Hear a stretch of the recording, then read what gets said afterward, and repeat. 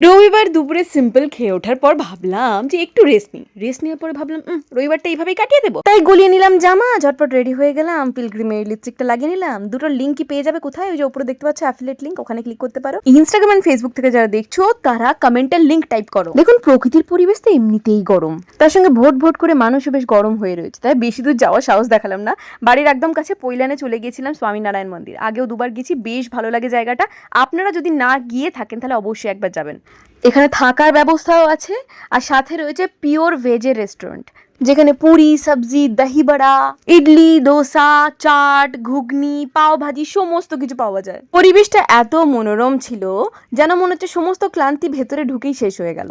এত অদ্ভুত পিসফুল একটা নেচার। যদিও আমরা ভেতরে মন্দিরের ভেতরে ঢুকতে পারবো না এখন, সেই জন্যই বাইরে ঘোরাঘুরি করছিলাম। ভেতরে সুস্মিতা সোমেন ঢুকেছিল। ওখানে বেশ কিছুক্ষণ বসে ভাবলাম রেস্টুরেন্টে গিয়ে কিছু ভেজ খাবার খাবো। ও মা, পুরো ফুল প্যাকড আপ, একটাও বসার জায়গা ছিল না। তাই বাধ্য হয়ে ওখান থেকে বেরিয়ে অন্য একটা জায়গায় যাওয়া হলো ডিনারের জন্য। আর সেটা কোথায় গেলাম সেটা না হয় পরের পার্টেই বলি, নাহলে তোমরাও বিরক্ত হয়ে যাবে আর আমিও।